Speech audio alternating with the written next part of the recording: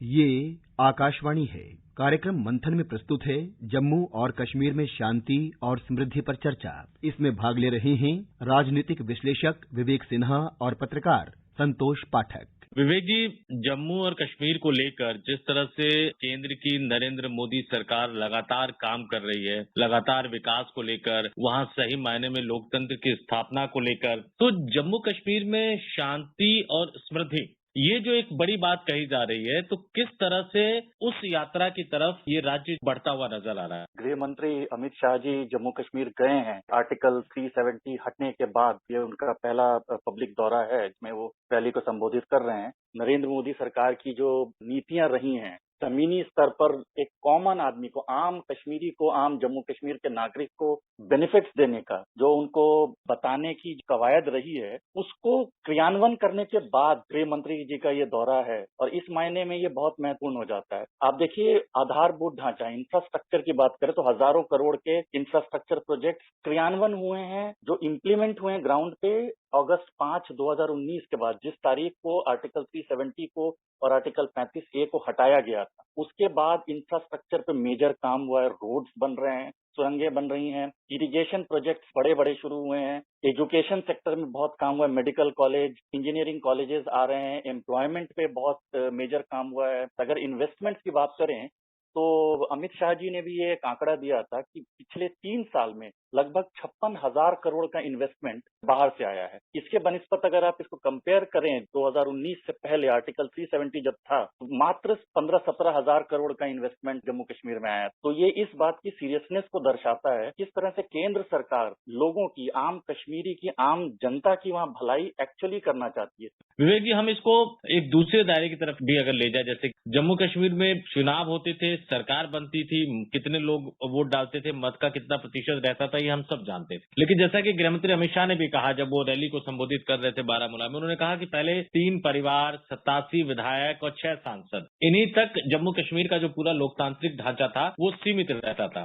लेकिन अब गांव के पंच, सरपंच, बीडीसी, जिला पंचायत सदस्य, कुल मिलाकर 30,000 लोग हैं जिनको जम्मू कश्मीर की जनता ने निर्वाचित किया है और जो जम्मू कश्मीर की जनता के लिए आवंटित फंड का इस्तेमाल कर रहे हैं, जमीनी धरातल पर बिल्कुल निचले स्तर पर जाकर विकास के कार्य हो रहे हैं। तो ये जो लोकतंत्र और जमहूरियत का जो विस्तार हुआ है, जो भारत के अन्य राज्यों में तो पहले से ही था, इसका क्या फर्क जम्मू कश्मीर के माहौल पर पड़ रहा है? आम जनता वहाँ पे खुश है। उनको ये समझ में आया जो सेंटर से जो फंड्स आ रहा है, वेलफेयर प्रोविजंस हैं इंडियन कॉन्स्टिट्यूशन के, वो यहाँ पे लागू हो रहे हैं। हमारे जरूरत के लिए सरकार खड़ी है, हमारे ही चुने हुए लोग, हमारे बीच के लोग जा रहे हैं, जो बीडीसीज बन रहे हैं, पंचायत मेंबर बन रहे हैं, सरपंच बन रहे हैं और हमारी जरूरतों के लिए सरकार खड़ी हो रही है। तो ये एक बहुत बड़ा बदलाव था। जैसा कि अमित शाह जी ने भी बताया, पहले ये टेररिस्ट हब हुआ करता था, आज के डेट में टूरिस्ट हब बन गया है। अगर आंकड़ों की बात करें, तकरीबन 1.6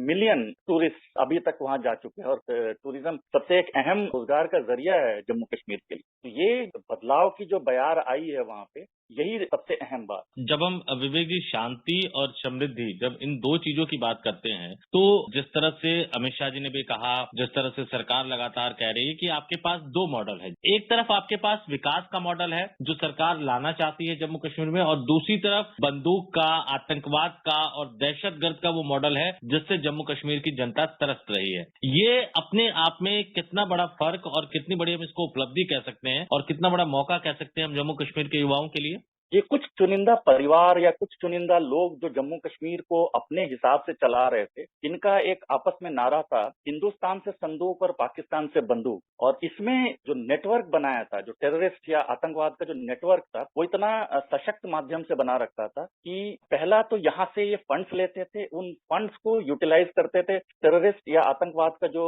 आधारभूत ढांचा है उसको मजबूत करने के लिए। तो जिसमें ओवरग्राउंड वर्कर्स आ जाते थे, एक्टिव रिक्रूटमेंट हुआ करता था आतंकवादियों का। पाकिस्तान से एक एबल सपोर्ट मिलता था, एक सपोर्ट सिस्टम चलता ही था। वो आज भी पूरी हद तक खत्म नहीं हुआ है। अगर आप देखें तो अभी भी टेररिस्ट एनकाउंटर्स होते ही रहते हैं। अभी कल भी शायद शोपियान में हुआ है। तो ये चल रहा था, ये मॉडल इनका बहुत अच्छे से चल रहा था, क्योंकि 370 और 35A की वजह से बहुत सारे प्रोविजंस कॉन्स्टिट्यूशन के नहीं लग पाते थे। इस वजह से उन पर कोई चेक्स एंड बैलेंसेस, कोई जवाबदेही नहीं होता था। जो फंड्स जाता था वो आतंकवाद का इंफ्रास्ट्रक्चर को सेटअप करने के लिए, ढांचा बनाने के लिए और लोगों को बरगलाने के लिए किया जाता। कि देखो साहब, हिंदुस्तान के साथ जो है इस तरह की जातियां हो रही हैं, हमारे खिलाफ इस तरह की जातियां हो रही हैं, अब आप आइए और पत्थरबाजी करिए, अब आप आइए और आतंकवाद में साथ दीजिए हमारा। आजादी के नारे लगाए जाते थे। बहुत सिंपल इश्यूज अगर हो गए लोकल लेवल पे, मसलन कहीं नल में पानी नहीं आ रहा है तो लोग इकट्ठा कर लिए जाते थे और आजादी के नारे लगवाए जाते थे। पत्थरबाजी की बात, जो घटनाएं अब नहीं हो रही हैं, उसका भी एक एग्जाम्पल दे दूं आपको। पहले होता था कि एक गाड़ी से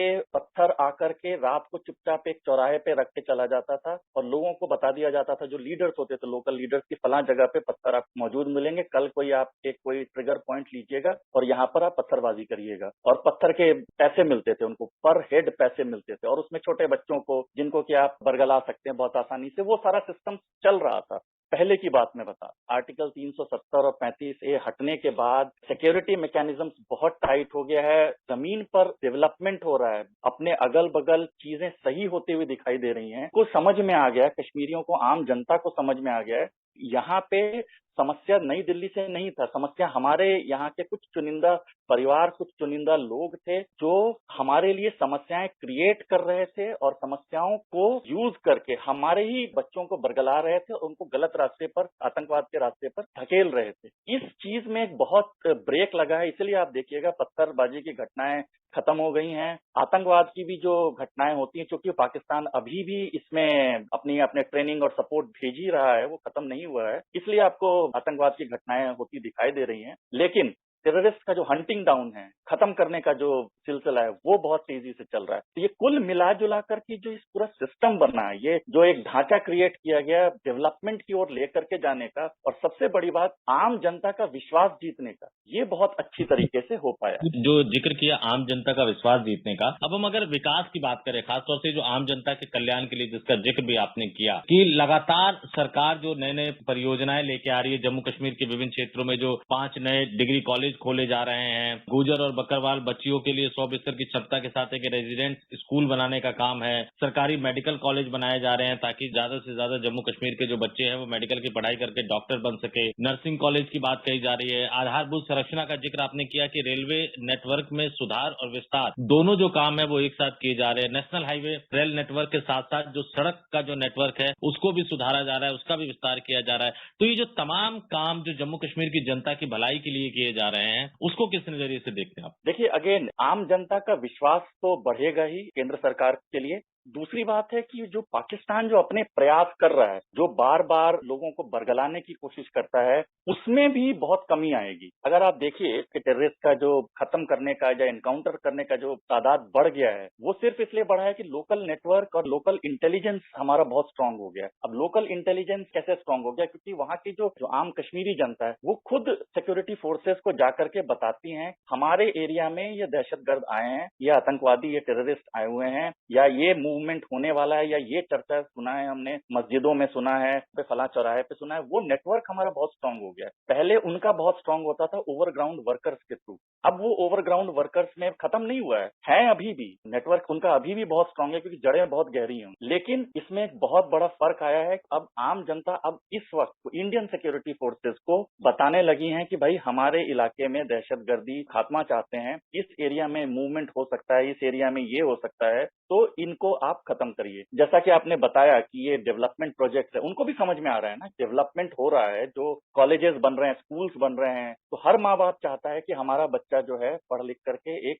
नेक इंसान बने, दहशतगर्दी के रास्ते पर ना जाए। चेंज की बात है। एकीकरण जो कहा जा रहा है पूर्ण रूप से 370 और 35 से खत्म होने के बाद, जो ऐतिहासिक तारीख थी, उसके बाद हमने देखा है कि भारत सरकार की कई जन कल्याणकारी योजनाएं जो पहले जम्मू कश्मीर में लागू नहीं हो पाती थी, वो भी लागू हो रही है। आयुष्मान भारत योजना की बात करें, निःशुल्क इलाज की बात करें, और हर गांव में बिजली पहुंचाने की बात करें, यहाँ तक कि जो हर परिवार के सर पर जो पक्का घर, पक्का छत देने की बात कही जा रही है, वो भी कहा जा रहा है कि 1 लाख लोगों को घर देने का काम किया मोदी सरकार ने। परिवारों को गैस सिलेंडर देने की बात है, हर घर में नल पहुंचाने की बात है। किसान समृद्धि योजना जो है उसके तहत जो हर साल 6,000 रुपए पहुंचाए जा रहे थे वो भी जम्मू कश्मीर के किसानों को मिलना शुरू हो गया है। तमाम योजनाएं कहीं न कहीं जो एक तरह से चश्मा पहना कर रखा गया था जम्मू कश्मीर पे कुछ चुनिंदा लोगों की वजह से, वो उतर रहा है और लोग समझ रहे हैं वाकई कि उनका कल्याण, उनका भविष्य, उनका एक शानदार भविष्य, समृद्ध भविष्य जो है उसकी तरफ सरकार काम कर रही है। जी बिल्कुल। देखिए वहाँ पे जो लोकल लीडरशिप पहले था,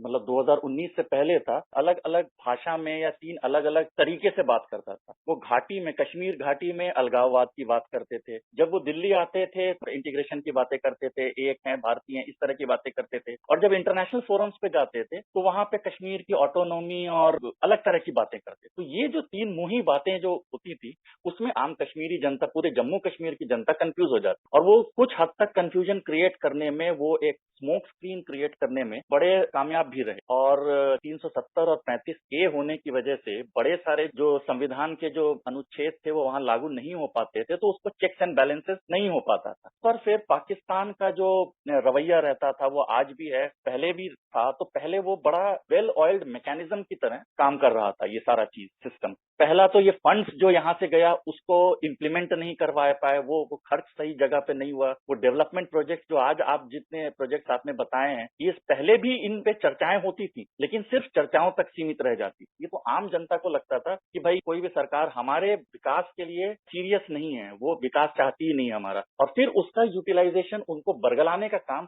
अब्दुल्ला एंड कंपनी और मुफ्ती एंड कंपनी जो थे, ये लोग बहुत अच्छी तरह से कर ले जाते थे। विवेक जी, जिस तरह से जम्मू कश्मीर में जो अन्य समुदाय के लोग थे, गुर्जर की मैं बात करूं, बकरवाल समाज की बात करूं, पहाड़ी, सिख समुदाय, डोगरा समाज की मैं बात करूं, उसको इन तमाम समुदायों को लेकर सरकार इनके कल्याण और इनकी भलाई के लिए क्या कुछ कर रही है, कैसे आगे बढ़ रही है? बकरवाल को, पहाड़ियों को और गुज्जर को गृह मंत्री अमित शाह जी ने एसटी का स्टेटस दिया है, अनुसूचित जनजाति स्टेटस देने की बात कही है, जो अपने आप में एक बहुत बड़ी उपलब्धि है, क्योंकि इसके पहले किसी भी सरकार ने जम्मू कश्मीर में इन ट्राइब्स के ऊपर कभी भी कोई ध्यान नहीं दिया, और इनकी स्थिति सदा दयनीय ही बनी रही। इनके बारे में कोई नहीं सोचता था। तो इनके बारे में अगर गृह मंत्री अमित शाह जी ने कहा है कि हाँ, इनको मुख्य धारा में लेकर के आएंगे, और जैसे ही वो अनुसूचित जनजाति में डिक्लेरेशन हो जाता है, सारे जो वेलफेयर प्रोविजंस हैं, जितने संविधान के जितने स्कीम्स हैं भारत सरकार एसटीज के लिए लेकर के आती है, वो सब इनको मिलना शुरू हो जाएगा। और एक चहुमुखी विकास जिसको कहा जाता है, वो चहुमुखी विकास होना शुरू होगा जम्मू कश्मीर का। एक और जो सबसे बड़ी बात, चुनाव को लेकर कई तरह के सवाल उठते रहे हैं इससे पहले भी। अब गृह मंत्री जो कि सरकार के नंबर 2 के नेता, उन्होंने जाकर सीधा भरोसा दिलाया है जम्मू कश्मीर की जनता को कि मतदाता सूची बनने का काम जारी है, और जैसे ही ये प्रोसेस पूरा हो जाएगा उसके बाद पूरी पारदर्शिता के साथ जम्मू कश्मीर के अंदर चुनाव कराए जाएंगे और जनता के चुने हुए नुमाइंदे ही यहाँ शासन करेंगे। देखिए, जम्मू कश्मीर की जनता पहले जब चुनाव होते थे तो थोड़ा सा उनको भी कुछ कितने सालों में समझ में आ गया था, हमारी भलाई के अलावा बाकी सब कुछ होता है, तो वो थोड़ा उदासीन रहते थे। अब चूंकि उन्होंने देख लिया है कि ये पंचायत और बीडीसी के चुनाव और बाकी डेवलपमेंट वर्क्स जो हैं जितने भी, वो सारे हो रहे हैं, तो वो चुनाव को लेकर के भी अब वो उत्साहित हैं, और चुनाव सही तरीके से होगा इस बार को लेकर आश्वस्त हैं वो, क्योंकि उनको मालूम है कि अब हमारे बीच का कोई आदमी जाएगा और जाकर के हमारा ही नुमाइंदा बन करके हमारी बात को रखेगा सरकार के समक्ष, सरकार की नीतियों को इम्प्लीमेंट करेगा, जिससे हम सभी का भला हो। तो वो जो आश्वासन जो गृह मंत्री ने दिया है, ये एक बहुत बड़ा काम करेगा। और अगेन मैं फिर ये बात को दोहरा रहा हूँ कि गृह मंत्री का बोलना इस बारे में इम्पोर्टेंट हो जाता है। बहुत सारी जो नीतियां, बहुत सारे जो प्रोजेक्ट थे, वो जमीनी स्तर पे उतरे हैं, जमीनी स्तर पे उन पे काम हुआ है। उसके बाद उन्होंने इस बारे में आज अनाउंसमेंट किया है कि जैसे ही इलेक्टोरल रोल्स कंप्लीट होता है, डिलिमिटेशन वाला जो एक्सरसाइज है, ये सारा चीजें प्रोसेस कंप्लीट होता है, फिर पूरी पारदर्शिता के साथ इलेक्शंस करवाए जाएंगे। ये वायदा किया गया था, और आज 3 साल के बाद इतने प्रोजेक्ट इम्प्लीमेंट होने के बाद फिर इन्होंने बोला है, बहुत बड़ा मैसेज, पॉलिटिकल मैसेज आम जनता तक गया है। विवेक जी, क्योंकि बहुत बड़ा राजनीतिक संदेश जम्मू कश्मीर की जनता को दिया है गृह मंत्री की तरफ से, और जो वादे किए गए थे सरकार की तरफ से उसको भी तेजी से पूरा किया जा रहा है, और जम्मू कश्मीर जो कि धरती का स्वर्ग जिसे माना जाता है, वो एक बार फिर से शांति और समृद्धि की तरफ आगे बढ़ रहा है। हमारे साथ चर्चा में शामिल होने के लिए आपका बहुत बहुत धन्यवाद। धन्यवाद। अभी आप सुन रहे थे जम्मू और कश्मीर में शांति और